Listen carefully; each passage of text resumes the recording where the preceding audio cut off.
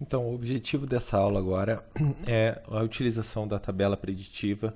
Notem que quando a gente está falando de tabela preditiva, a gente está falando sobre um analisador descendente, certo? Cujo objetivo é fazer análise sintática a partir do símbolo inicial da gramática e até a entrada que está sendo analisada. Então, notem que para uma determinada gramática, temos essa gramática composta de duas produções gramaticais, uma primeira S que leva para abre parênteses S, fecha parênteses S, e S que leva para vazio. Nós temos essa tabela aqui, que indica o que fazer quando a gente tem um símbolo não terminal, S no caso, quando a gente tem um abre parênteses, um fecha parênteses e um dólar na entrada.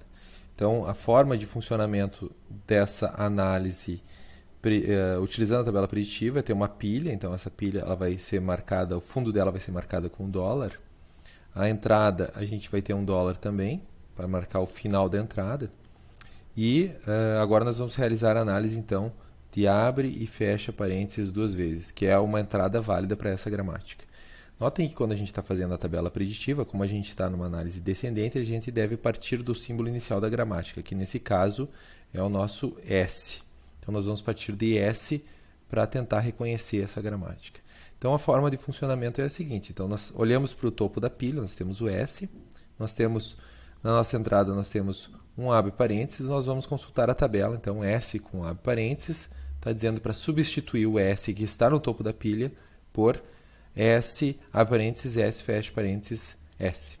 Só que notem que ao fazer essa substituição, nós temos que empilhar o corpo da produção, que é esse aqui, o corpo da produção, ao contrário. Então, ao fazer isso, a gente vai substituir esse S por S, fecha parênteses, S e abre parênteses. Ou seja, a gente está empilhando ao contrário.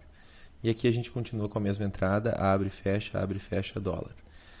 Então, nesse caso, a ação que a gente tomou, inclusive a gente pode escrever isso aqui na própria tabela de análise, é S que leva para S, indicando que a gente substituiu o topo da pilha S para abre parênteses S, fecha parênteses S. Depois, quando nós temos dois terminais iguais, no caso são esses dois, nós podemos simplesmente consumi-lo.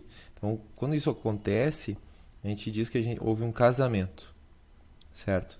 Quando acontece um casamento, eles simplesmente desaparecem da entrada e da pilha. Então, nesse caso, nossa pilha vai acabar se transformando nisso e a nossa entrada nisso, certo?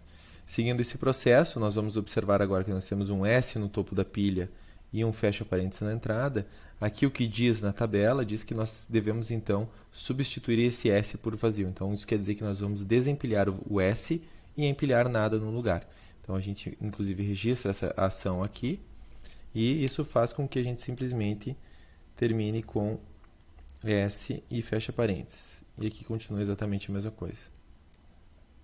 Nesse caso, nós vamos realizar um casamento novamente, porque nós temos aqui os mesmos terminais, tanto no topo da pilha quanto na entrada.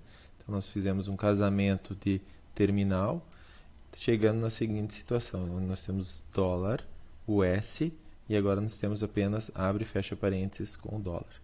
Nesse momento aqui, vai se repetir o processo. Nós vamos repetir a mesma atitude que a gente tomou antes, porque a gente tinha um S no topo da pilha e um abre parênteses na entrada. A gente vai repetir essa ação S que leva para abre parênteses S, fecha parênteses S. E nós vamos chegar, por fim, na situação onde nós vamos ter absolutamente nada na pilha e nada na entrada. Quando a gente chegar nessa situação, quer dizer que a gente aceita. Se sobrasse alguma coisa no topo da pilha ou na entrada, essa situação seria uma situação de erro sintático e a gente não reconheceria a entrada. Então, com isso, a gente termina esse vídeo só para explicar então, o objetivo, a forma de funcionamento da análise preditiva tabular.